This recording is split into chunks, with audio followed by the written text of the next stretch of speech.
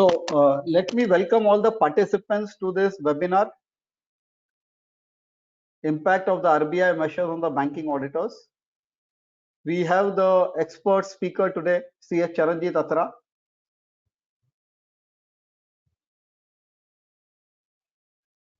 Let me now invite Regional Council Member and Vice Chairman of WRC, C.A. Vishal Doshi, for his opening remark. Vishal bhai, over to you.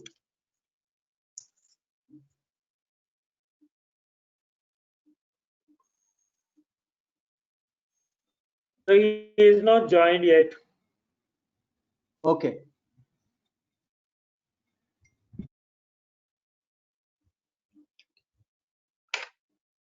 So friends, as Vishal bhai joins in, we'll request him to give the concluding remark. Let us get started with the session. It has been a real pleasure to organize all these webinars, and every day, every session, we are having some 400, 500, 600 participants. In fact, day before yesterday, we had the whole full house. 1,000 is the capacity and 1,000 participants were there. So it is really good that people are utilizing time to upgrade themselves technically. We will keep on taking these efforts and keep on organizing these sessions regularly. From today onwards, we have started a separate series of sessions for the CS students as well, and that is every day 2 to 2:30. So I would request all the members to encourage their article clerks also to join in for the session from 2 to 3:30. And this member session is every day 4 to 5:30. We have put up all the session, the topic, name of the speaker, and the link to join on WRC website. And today through bulk mail and WhatsApp, and even through SMS, we'll be circulating the WRC link.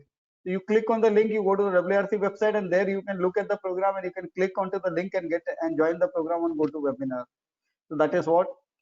One other thing, we were receiving a lot of queries from members regarding the recording of all the past sessions.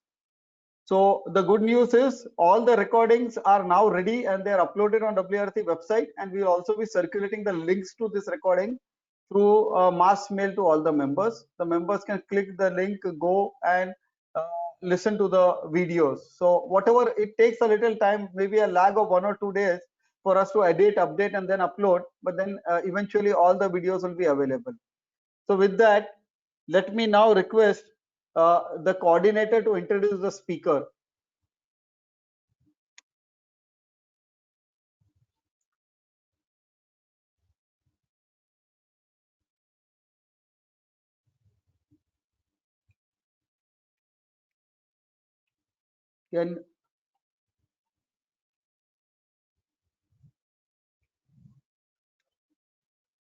I think again some technical glitch, so let me only introduce Charanjit ji. Charanjit is a partner with Ernst & Young, and he's a chartered accountant and an expert on multiple subjects.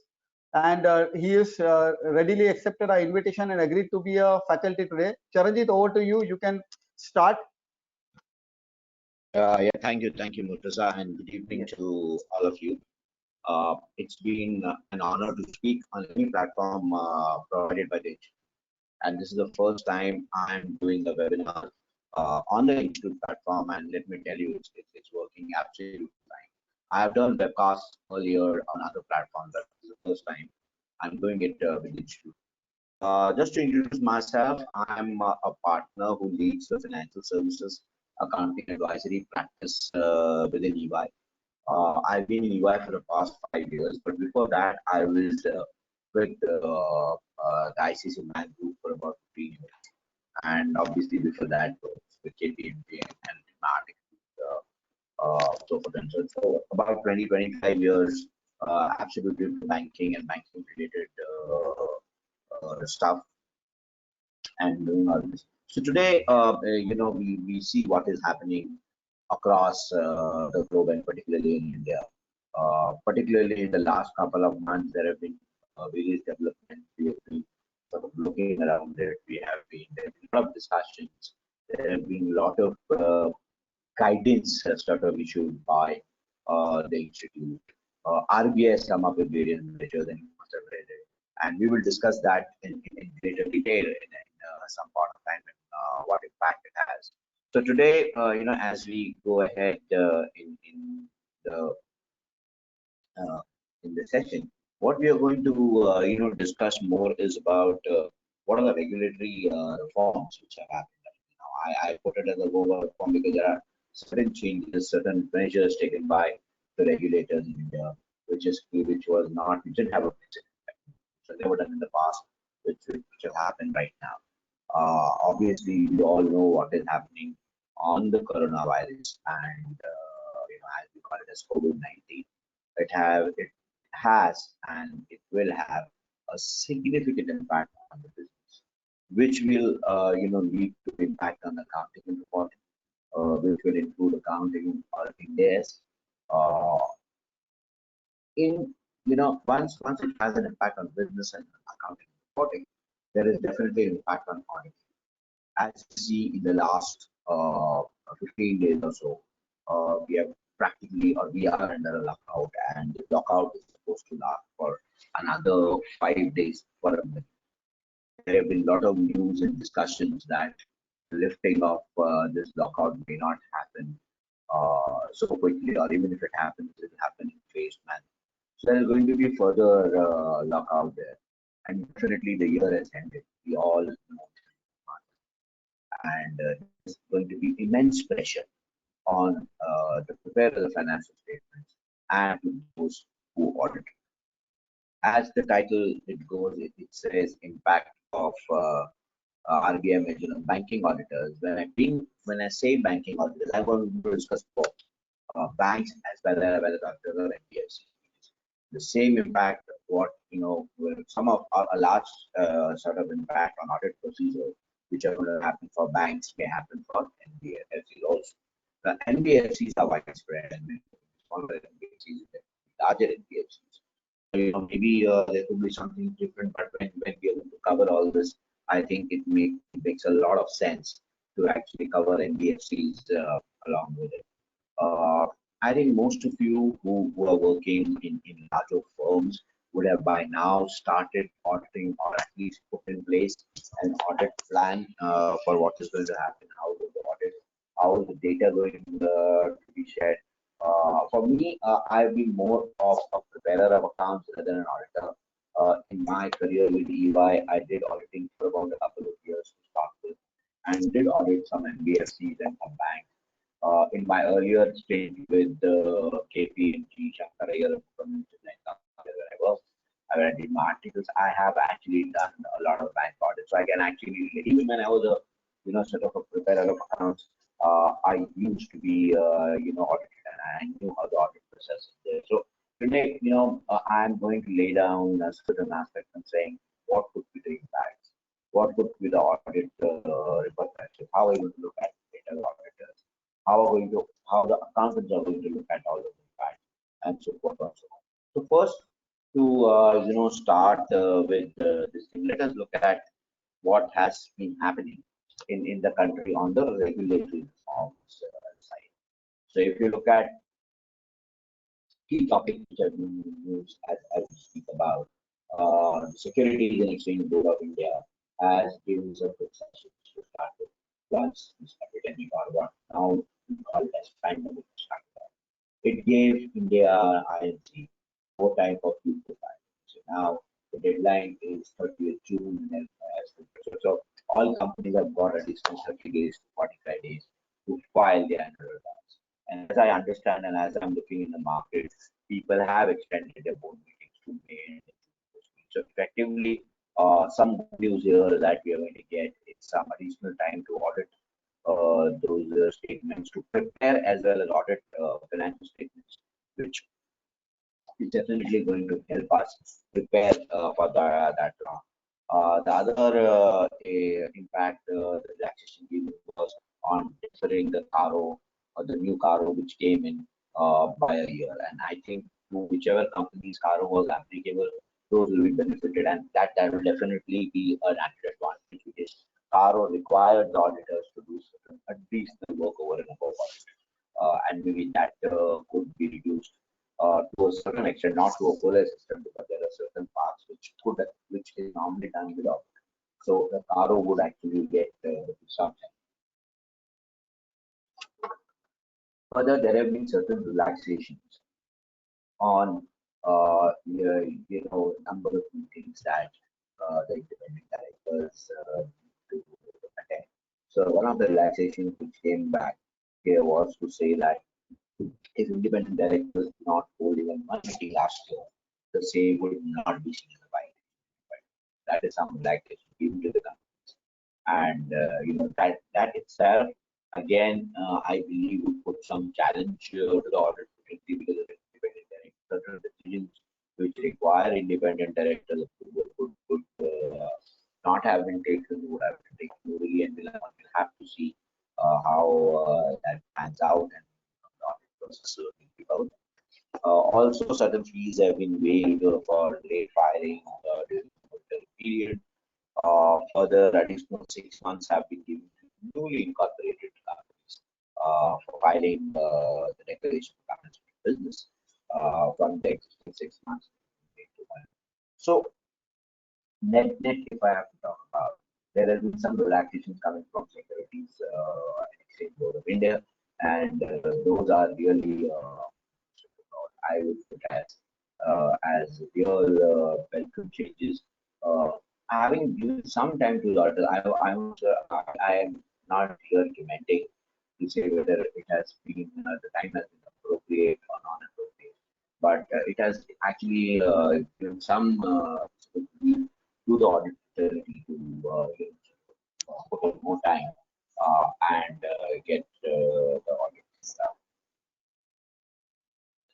Uh, if you look at coming to RBI, now RBI is the main regulator for banks and NBFCs today in the country. RBI had come up with two sort of circulars. One just before the pandemic started, which was on March 13, 2020, and this circular was applicable to all the NBFCs now. The only concern here was whether the circular is applicable to HFCs or no. I think one will have to look into depth and see whether it's applicable or not. As of now, I personally believe both the calls can be taken, and one will have to really, wait for further instruction from RBI to say whether this is applicable to HFCs. Generally, HFCs or HFCs were governed by NHB, and NHB has not come up with any circular. So there is one school of thought to say it might not be applicable to HFCs, but this circular is definitely applicable to the NBFCs today in the country. What this circular has done has, sort of put certain controls and into provisioning aspects, into certain aspects which the NBFCs are doing. If you would be still aware that effective last year, which is 18-19, some of the other NBFCs were required to, sort of adopt Ind AS for their financial statements. So, but once they sort of adopted Ind AS financial statements, there was a lot of discussion on whether this Ind AS financial statement really had the inbuilt internal controls. So RBI has come up with this circular. This circular, in a nutshell, has put some additional responsibilities on the audit committee and the board of directors for approving certain decisions which were earlier currently being approved by the management when they were finalized. Now, this generally included approving the basic policy or the approach to ECM which the NBFC would have adopted, and to approve any changes in parameters, assumptions, and other aspects in their expected credit loss models. And I personally believe this would actually put in increased control into NBFC and whatever concern.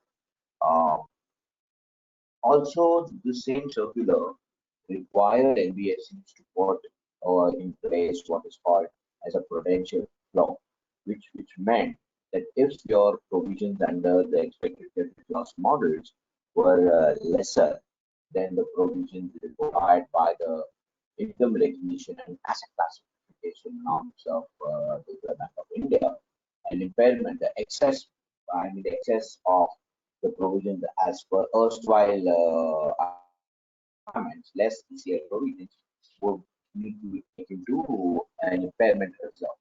Now, there are no clear-cut guidelines on how and when the impairment reserve will need to get utilized. But I would believe in testing times, RBI would require that impairment reserve, which would mean providing more strength to the balance sheet of the NBFC, which also good welcome step from the NBFC perspective. And maybe there have been obligations, and I've been discussing that with many of my friends, and saying, whether the impairment reserve needs to be created quarterly, whether it needs to be created annually. As of now, the question is yes, for the year ended March 2020 accounts, that reserve will have to be created. And whether, when we go to June, whether it can be done back or not, I think that always that will need to be adopted as a policy from by different NBFCs now.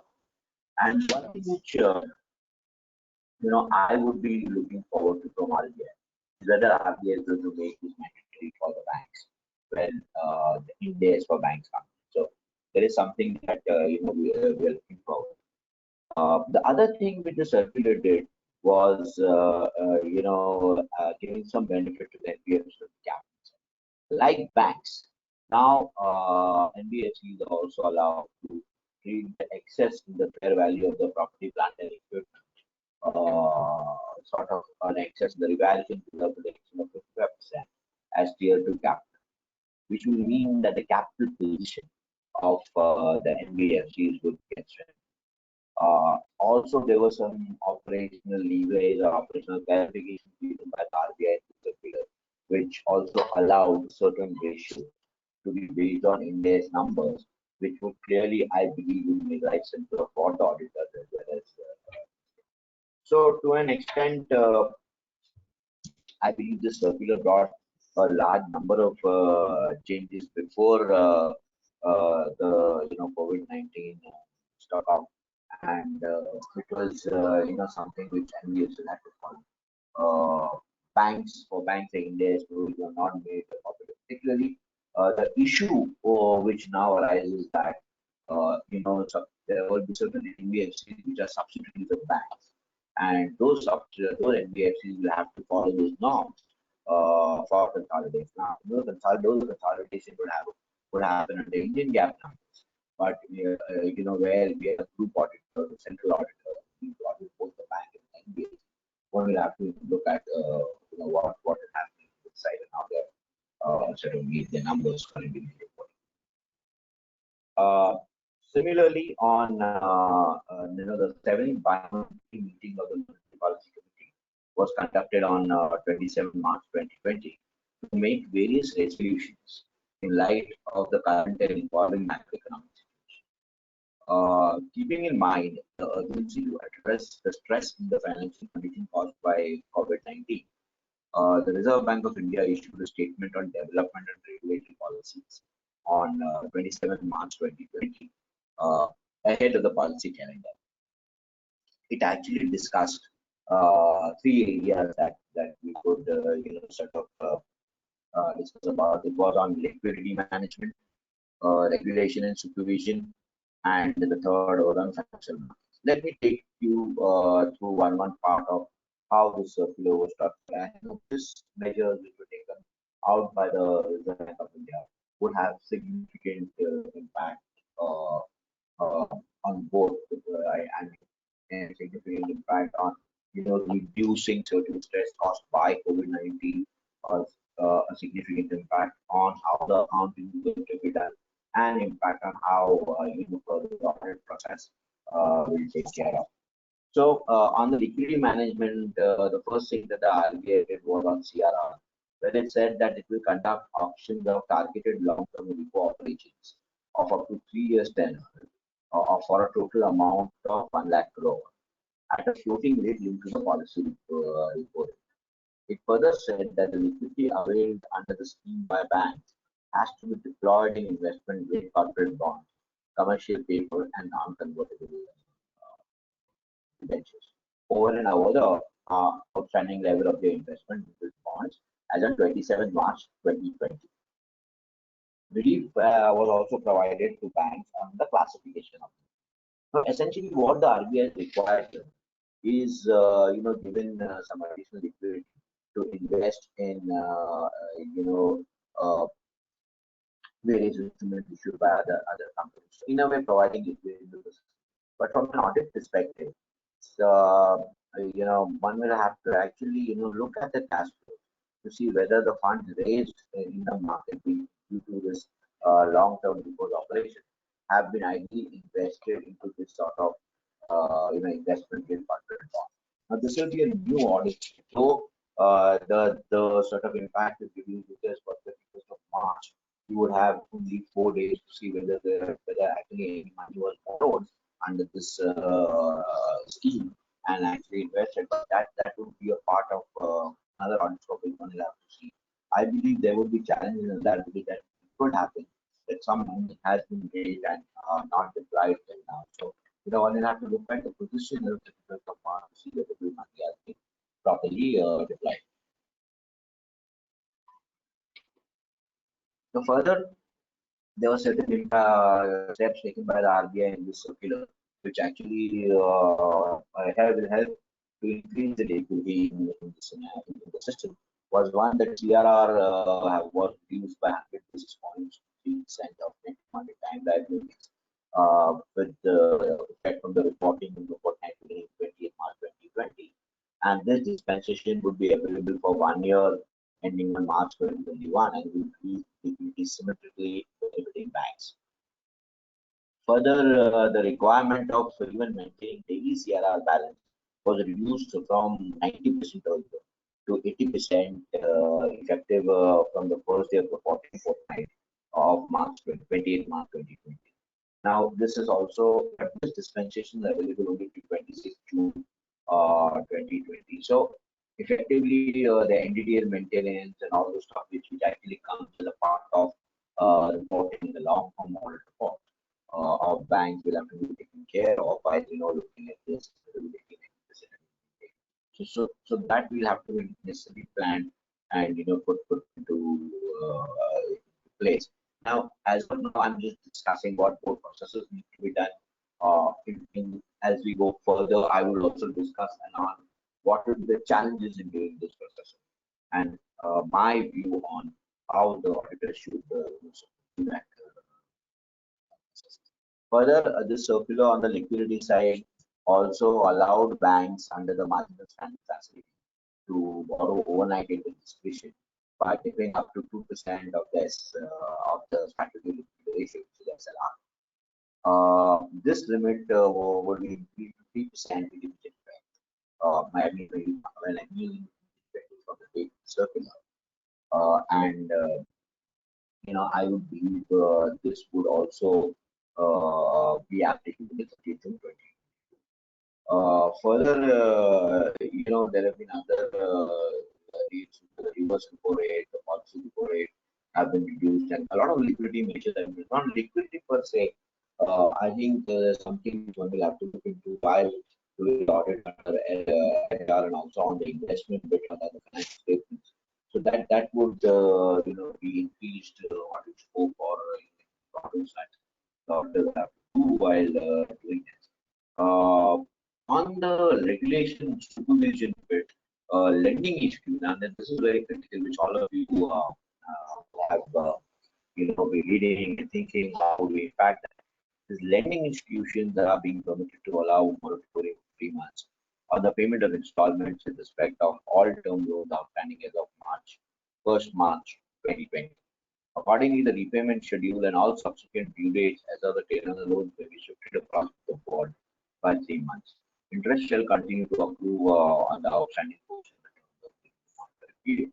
Now, what will happen in this scenario really is, as you've seen what's happening in the market, some of the banks have given a sort of on the board postponement of that program. So whatever benefit they got from the liquidity measures, as I mentioned earlier, some of that will be utilized in giving this using. But the question is from an audit perspective, And the person would be days that, for example, if a loan was overdue for 60 days on 1st of March, it will become 90 days on 31st March, and the borrower opts for the moratorium. As you've seen that in some of the private banks, they have given an option to opt for the moratorium, then will the real asset become an NPA. Now, in this case, the Reserve Bank of India has further clarified that the rescheduling of payments will not qualify as a default and affect the credit history of beneficiary for the purpose of supervisory reporting and reported to credit information. But my suggestion would be, RBI announced today, as you say, RBI itself is on minimum. So in cases, and there would be discussions in the fact in cases where it is sort of not just because of this facility, but the borrower is in real trouble, one will have to consider whether to classify it as or not. So there has to be there will be a discussion and a deliberation on case by case basis on how and why and where these provisions need to be taken. So one will have to be very clear. Further, there have been sort of relaxation given on the interest on working capital, on the net stable funding ratio. All the requirements have gone. There was also a requirement to maintain a capital conservation for March 31st, which have been extended. Now, when all those, why I'm saying this because all those ratios get reported into the financial statements which get audited. So one will have to factor in all the numbers. And given the situation that where we are in a lockdown and this lockdown is going to get extended, how do we get the information and how do we sort of get this auditing, which is really going to be a great challenge. So I believe one will have to cross the bridge when it comes to this would require a lot of thinking on how we go to the audit case. Further, the last one month, the circular of 27th March 2020 actually also brought about a change in which financial markets banks pro down. So the option index would be derivative market, which is a non-derivative forward market, has been growing very rapidly. At present, Indian banks are not permitted to participate in this market. It has been decided consultation with the government to permit banks in India which operate international financial service center banking unit, which is the IBU. So if you know there are certain offshore IBUs that banks have that operate through those where they can participate in the India market. And through their branching of this whole offshore banking units sometimes and most of the cases operate out of India also. So this was a long-standing demand of the industry, and this should help in removing segmentation between offshore and onshore market for banks. With international presence at the juncture would allow better prices coverage and product. So I think all in all, the methods in the RBI range from providing liquidity, going to regulation and sort of financial markets. Now, when we sort of look into these measures and try to see what impact it will have, the impact will be there in many areas. Let's look at now what will be the business impact of this case. I think we discussed a lot about liquidity. So there would definitely be impact on liquidity management of both the COVID-19 as well as taking these reforms taken together. This moratorium given now, if the lockdown extends, there will be more pressures on liquidity. So really, how the banks are managing. Why I am more concerned about liquidity is one, obviously because the disclosures which come into Mukta account, but also because of the fact that for certain banks and NBFCs, this will impact the going businesses. As some assessment in some time. And hello, somebody was speaking.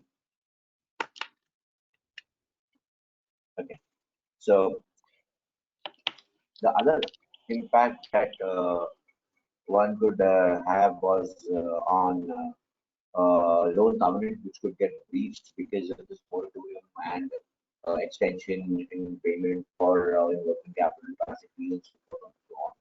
As you know, banks enter into various agreements when they give a loan. The loan agreement is called. The loan agreement has certain terms and conditions which are covered, and there are any penalties or actions to be taken if certain breaches are made. Now, by use of that moratorium, if certain breaches are made, legally banks will be allowed to have either charge penal interest or take some actions and all those stuff. Now, how do we assess that and sort of come to a position where assess the impact on financial statement is going to be very, particularly at times when most of the audit period, and I believe, if there's an extension in the lockdown period, if you're going to do a sort of remote audit in most of the people, when you look at the loan covenants, what will happen? In fact, by the lockdown, some of the uh, collaterals which are given as security would have gone down in value. There would be stocks which would have replenished with the production in the stock, whether the stocks and debtors are really there, whether the loan is still secure. All those things would actually will have to audit there and how to even while presenting or while preparing financial statements, that would be a challenge. Uh, there will be impact on key ratios, and obviously we will have to see what is the impact of all these factors on the one ratio, which is the capital adequacy ratio. I think banks clearly follow the capital adequacy ratio. If such things do affect the capital adequacy ratio, one have to see the impact on what will impact on ROE, ROA. We have seen sort of downgrade by rating agencies of certain companies, both non-banking financial services sector and the banking sector. So one will have to do it. There would be on the business side changes that one will have to make in assessment.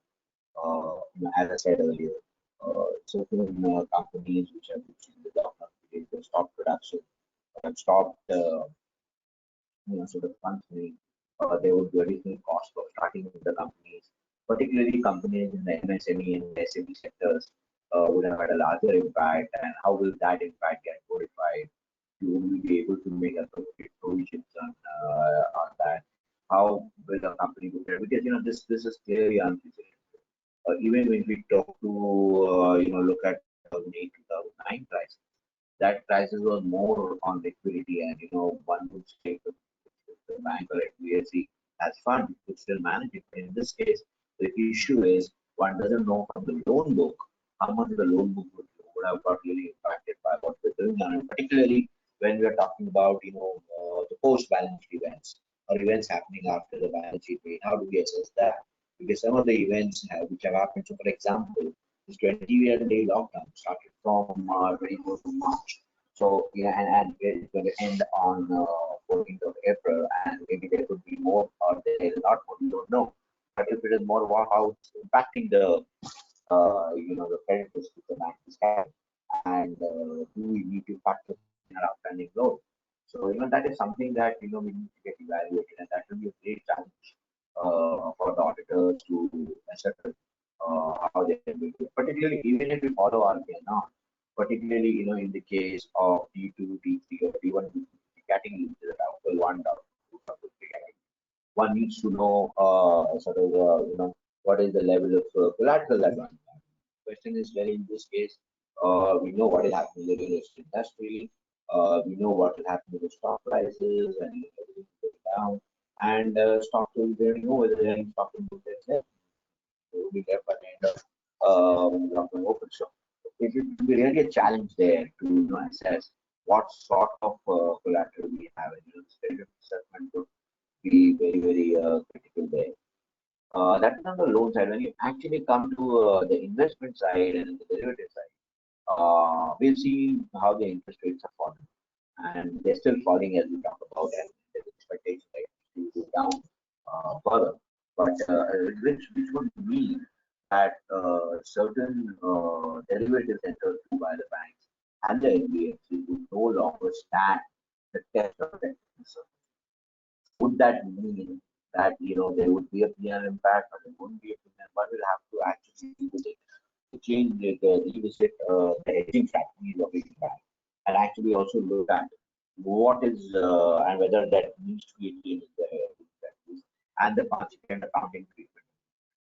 So, these all factors taken together would have a bigger impact when you assess on the going concern. First of all, on the bank or the NBFC, we really have to assess on the going concern assessment and whether there is any change in the assumption of going concern. I would like to believe that for large institutions, they will pass the test and all, but for smaller institutions, it will become more and more difficult to pass the going concern test, even the liquidity. We'll have to look into very deeply into it, and accordingly, how would the auditor satisfy on how this both from the accounting and the auditing side, this will be critical and we'll have to look at it.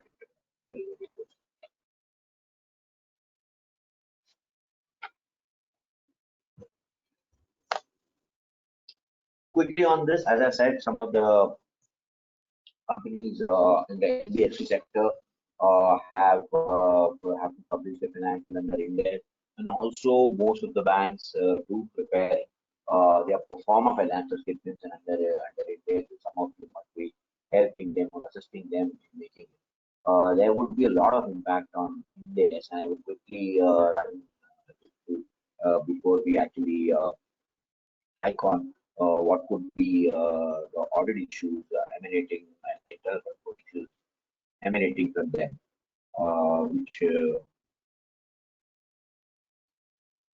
would give us some.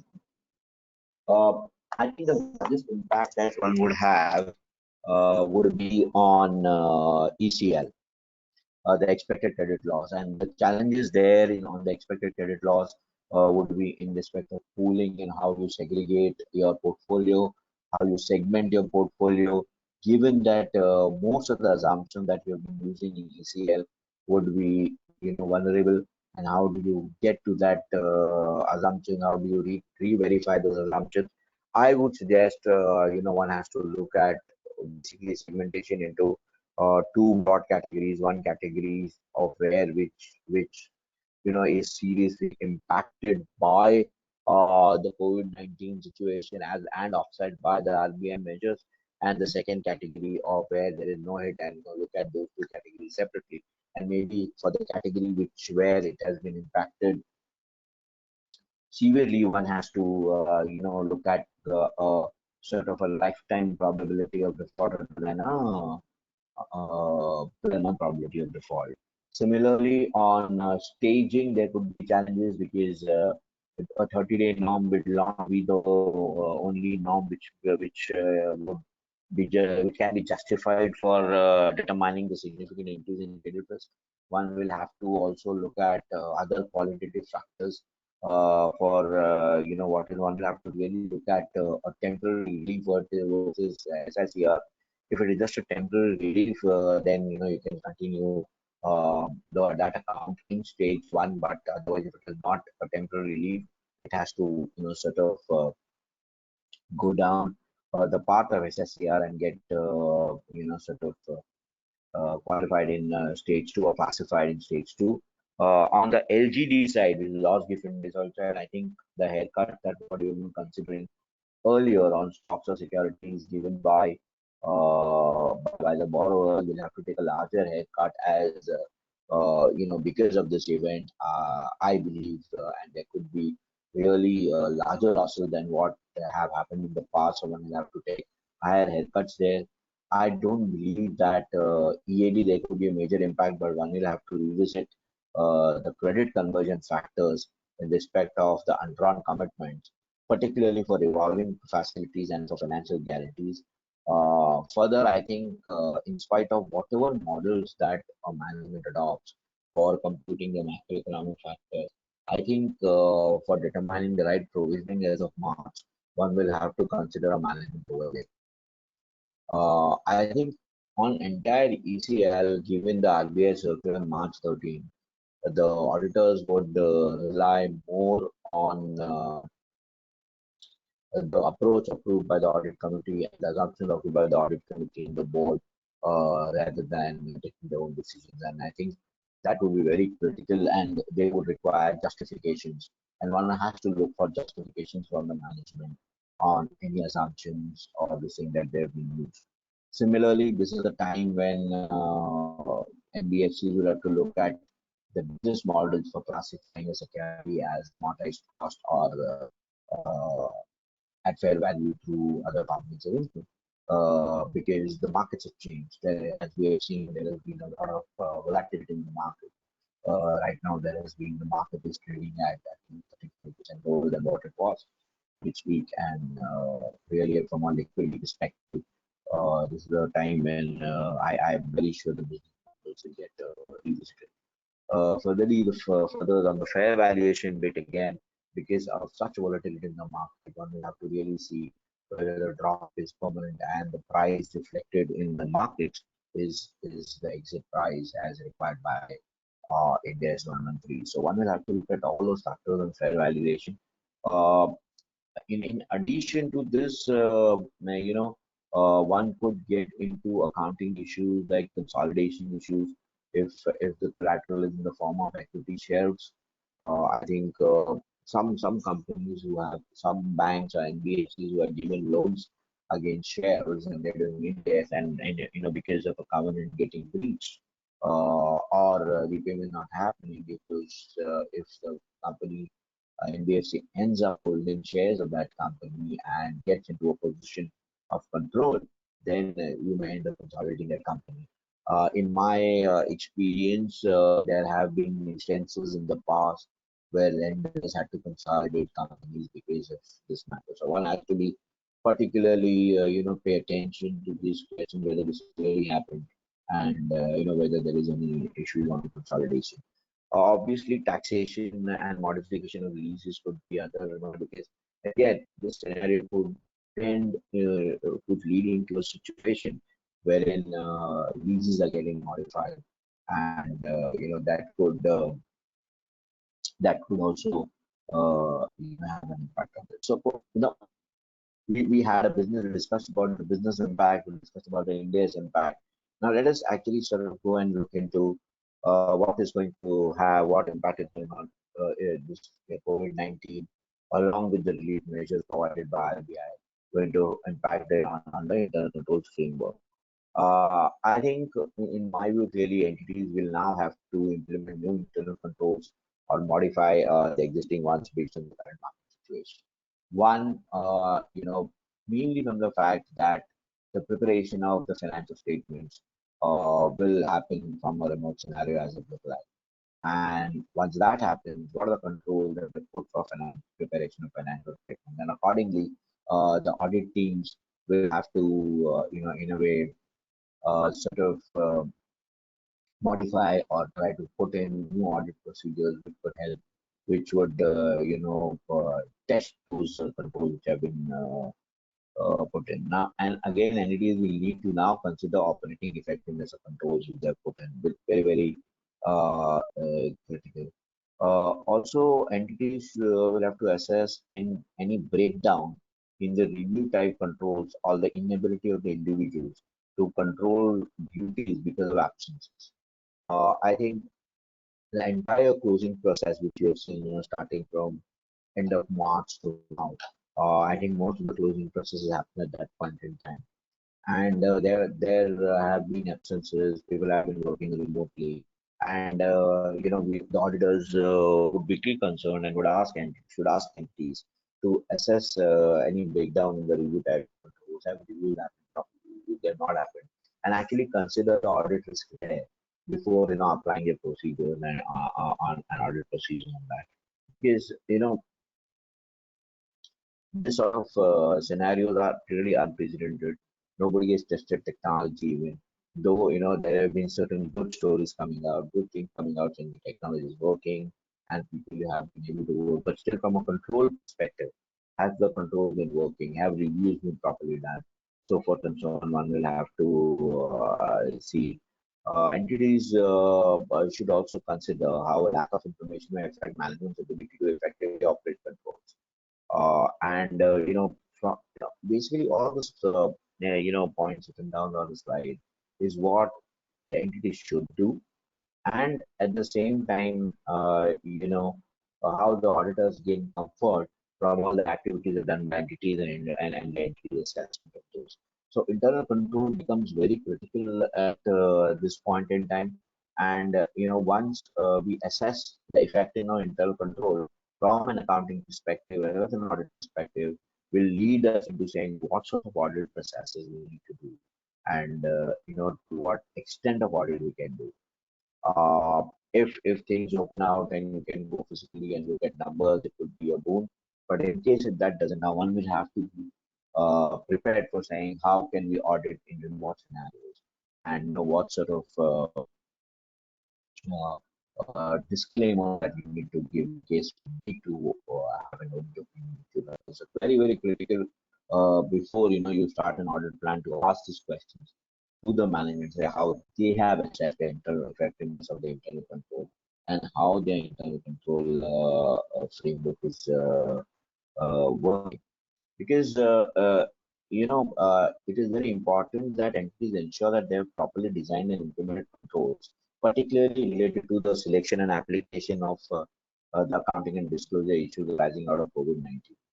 For example, your investors or the users of financial statements will want to know, and there will be definitely, I believe, in all financial statements or additional disclosures which have, assessing the impact from COVID-19. And, they would like to know how the NTS says so.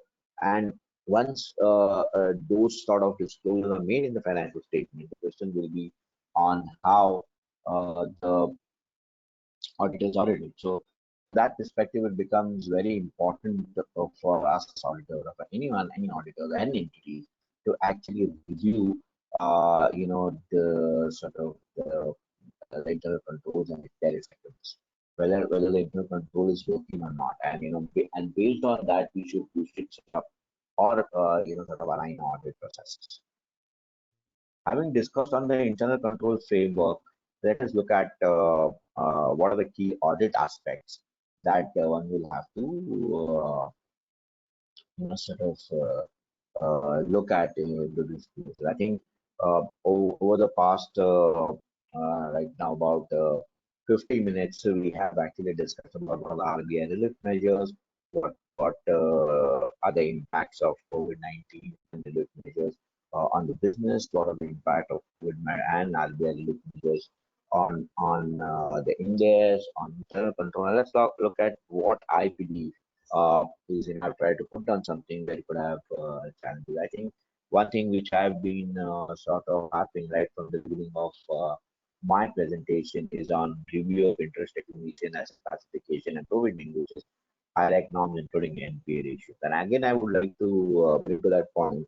There are two sort of challenges involved here. One is if an borrower who was 60 days overdue on 1st of March and sort of avails the 90-day norm or avails the moratorium on 90th day, whether that would be classified as an NPA or not.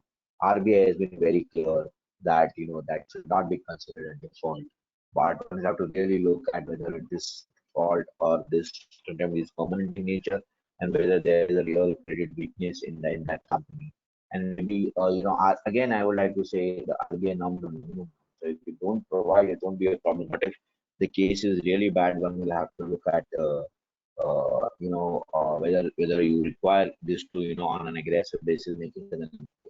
Also, once an NPA is made into question of interest recognition, etc., comes into picture. So one will have to be very clear on what needs to be done for such type of cases. Also, from a credit risk assessment perspective, some cases would have really become full of recovery, and we'll have to look at whether some additional provision needs to be done for that. The reason why I'm saying this is to essentially say that uh, if if there is any risk, if there is any credit risk, or if there is any loss, might as well provide it now than push it to further date. Again, valuation of investment becomes a very key category that has been high volatility in the markets. The RBI provisions require you to book all losses and sort of ignore the gains in respective categories. So you may end up, so there because of the rates going down, the yields going down, there could be gains in the fixed income portfolio, but one could have losses in the equity and the market related books, and that could come to the P&L. How do we measure that? And one will actually have also look at IMDA guidelines on the valuation perspective. So one will have to look at that. So I think that could be another area on valuation of investments to see how we sort of account for the same. Capital adequacy, again, this is going to be a borderline scenario. In case the provision increase, it could wipe off a lot of capital, and one will have to be very focused because I think capital adequacy is something which is very, very critical for the bank, and that's why the auditors should focus more on the computation because it's also disclosed in the financial statement. So I believe that is something that one will have to look at it closely. Review of disclosures and calculations related to restructured assets. I think that there could be restructuring in addition to the moratorium provided. RBI is very, very clear that if an borrower is opted for moratorium, it should not be looked at for the restructured asset part. There could be other restructuring which the borrowers have asked for in this trying times, the testing times. One will have to look at those restructurings very, very properly.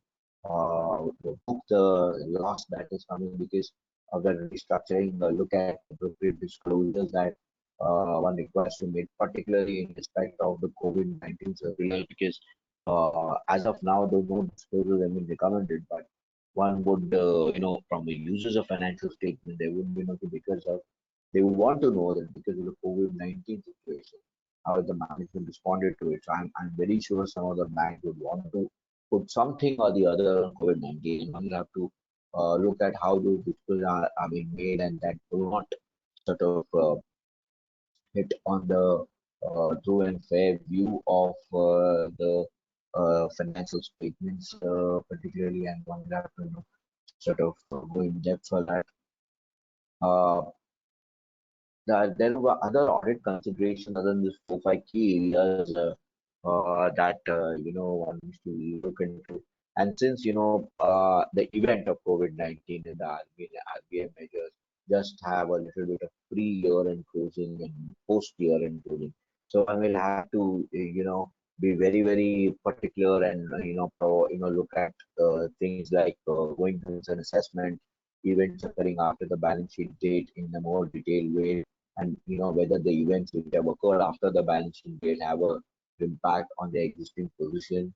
We have enough literature today issued by the institute on how to assess events happening after the balance sheet date or the going concern assessment. I think, in my view, most of the large companies will pass through the going concern assessment, but this assessment will have to be done and justified. It's a sad thing that at this point in time we have to do that, but looking at the situation, looking at what's happening across the globe, particularly the international operations and all this stuff, one will have to really be a little bit cryptic over it and look at it critically to say whether really the test of going concern has passed and in all events after the balance sheet date that is incorporated.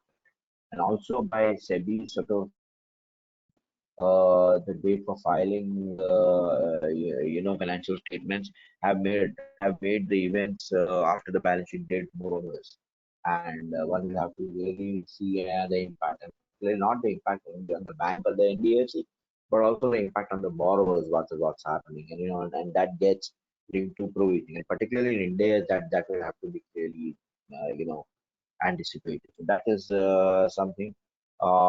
Uh, the other thing which might impact some entities, if not all, is on deferred tax working. There has been a change in tax law. There has been option given to certain companies for adopt 25% slab tax rate or continue. So what happens to deferred tax workings? We need virtual certainty for creating a deferred tax on unabsorbed losses. Some companies have created that deferred taxes assuming the virtual certainty. Now that virtual certainty will have to be revisited, or whether it's really certain, virtually certain now or not. I think The situation in this case has really changed and changed very drastic way. So one will have to revisit a lot of assumptions which is happening.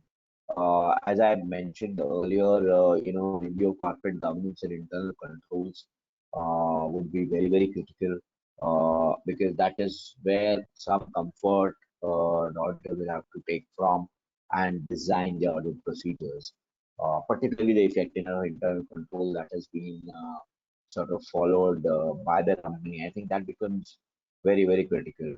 Uh, the review of ALM related disclosure, the maturity pattern of assets and liabilities. In some cases, there is a behavioral pattern which is used. Now, whether the behavioral pattern will be consistent going forward or not, one has to really revisit that and see how the maturity pattern of assets and liabilities is being looked at, particularly also how whether the moratorium has been factored in because that could change or that will change the maturity pattern. So that's why the ALM related disclosures will have to be reviewed with a particular emphasis on the same. And the last but not the least, on how would you report the key audit matters in respect of various judgment applied. So you're reporting to the audit committee board and also sort of whether you need to mention something in the audit report. Now, that is something which will decide after you finish the audit on and I would believe that if there is something very critical and this critical issue might come out in some formats because these are testing times and it's going to be very difficult to audit at this point in time as well. So having said all this, there are different aspects to the audit of this financial statement. There are certain key areas that one needs to look at it, in a very, very great detail. And in my view, these are testing times. It's not going to be easy. There's not a, right or wrong or a straight jacketed answer to say how do we go and audit the financial statements. Yes, there is impact. There are events happening every day. We hear about the event. Every day we hear about something happening here and there. We're all glued on to the news items to see what is happening, just keeping our fingers crossed to say, hope things open up on the 15th, and as at the same time we keep on hearing that it might not.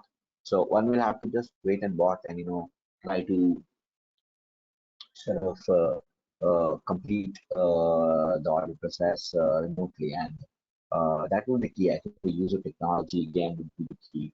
How do you create technology? How do you get information reservoirs? How do you get the information and keep it safely protected? So that will be the key. I think you should be start talking to your clients. I hope you are talking to the clients as of now, but you start talking how the information will be passed on and get audited offline.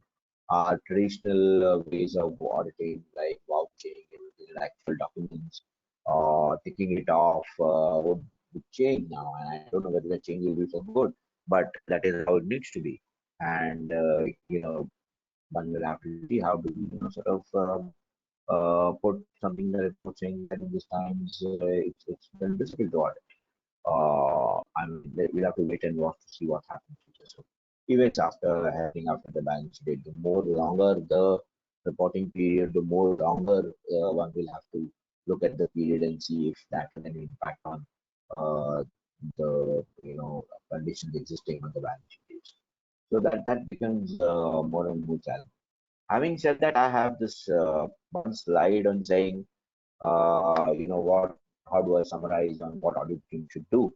I would say yes, audit teams may face difficulty in determining appropriateness of management assumptions and estimates, and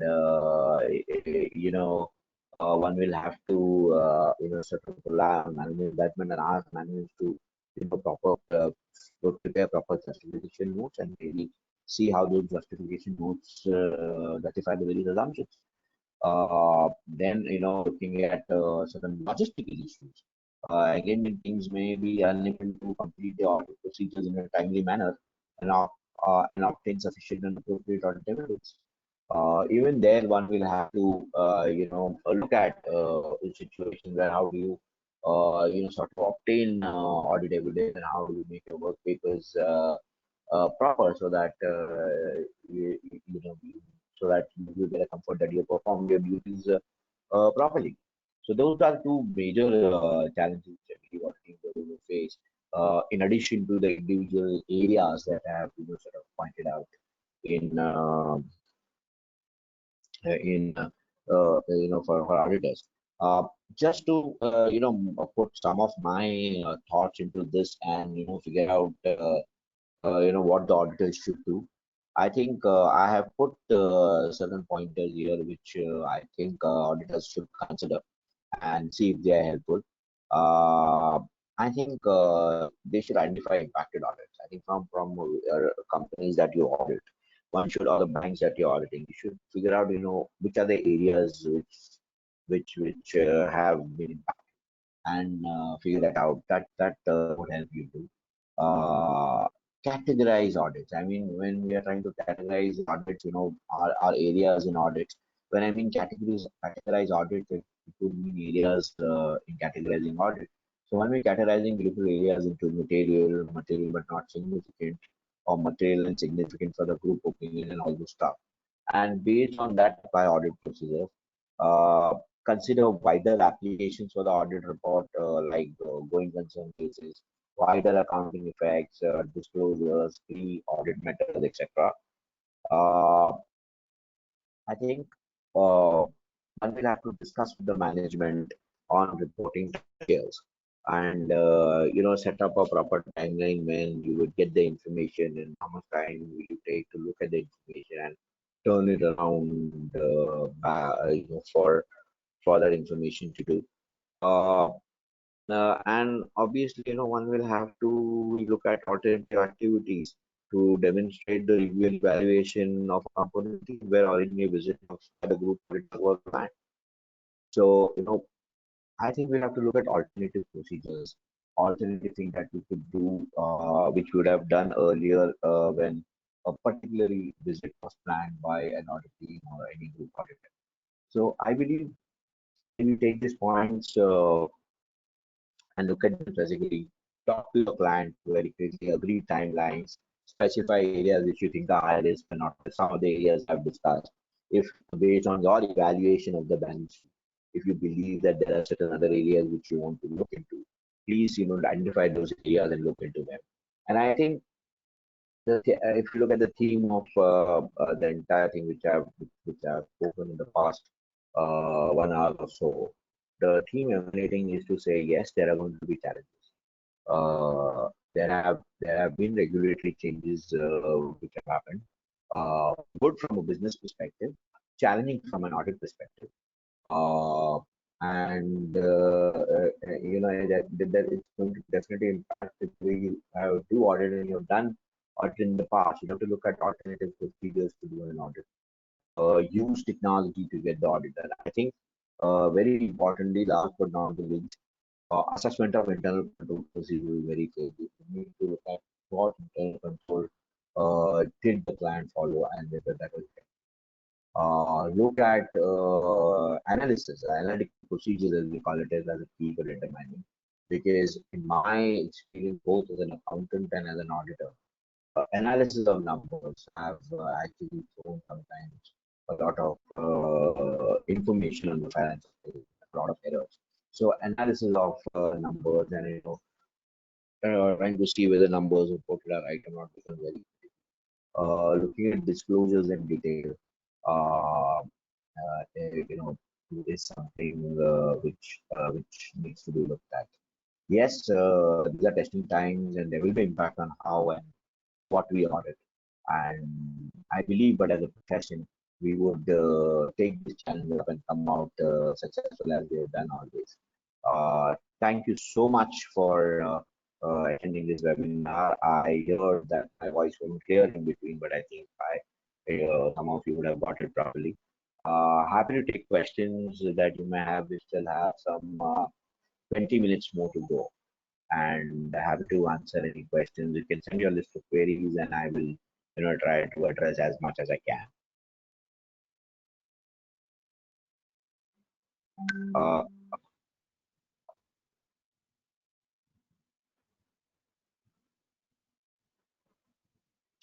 the first query that has been asked is that my voice is breaking a lot. I don't know whether I can't answer this question right now, but we can get back. The other question was whether the fair value gains on PP is limited for the first time adoption of Ind AS by NBFCs, or it is available to all NBFC entities. For example, if an NBFC is using revaluation model, I think this is not related to first time adoption. This is for all times. And this is the exemption given by the circular where you can keep this capital forever. It's just not a first time adoption. So the question was on an NBFC where 55% of reval reserve sort of a thing was to be considered as capital as tier 2 capital. The question was whether this is only on first time adoption or it can be done at any time. The answer to that is it can be done at any time.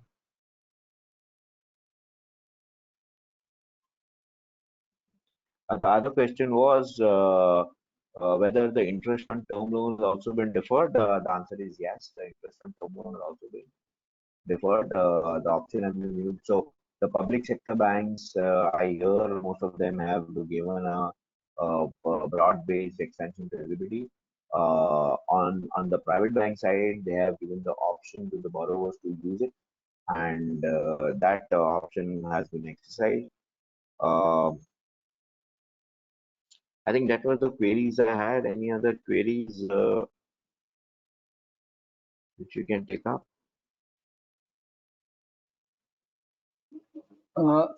So Charanjit, Murtuza here. Yes, sir. Whatever queries had come, I think Mishra has mailed it to you. So you received the mail, right? Yeah, I received that mail. I received that. Yeah, I received that mail. So what we'll do is the other query. Yes. Please go ahead. No. So I have addressed most of the queries, and that is what I have to add. Is anything you have, anybody else have to address? Sure. So if there are any further queries, what we'll do is we will consolidate and send it to you on mail. Maybe you can put up a brief answer to those, and then we can upload those on WRC website along with the presentation as well. Yeah, sure, that works. Sure. So excellent, Charanjit. Thank you very much for the marathon session covering such a vast area and also taking up the questions. So thank you. And I would now request my regional council colleague, CA Manish Gadia, to please present a formal vote of thanks. Manish bhai, over to you. Thank you, Murtuza bhai, for giving me this opportunity to propose a vote of thanks. Before that, first of all, I thank Murtuza bhai for arranging such a marathon series of webinar, and I also thank Hiral bhai Shah for giving us all technical support for this. And now, friends, you all agree that it is always a treat to listen CA Charanjit Atra on any topic of audit. And today, he has covered in great detail what are the impact of RBI measures, what has been taken during this COVID-19 for bank auditors confirmation.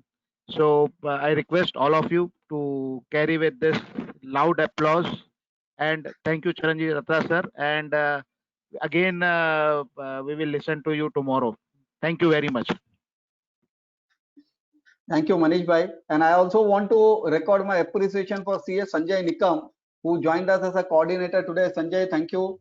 And I thank all the WRC staff and for this program. And also Dhara, colleague of Charanjit, who was there on the call all throughout. Dhara, thank you very much for joining us. And Charanjit, thank you once again. Thank you, sir. Thank you for giving us an opportunity. Yeah.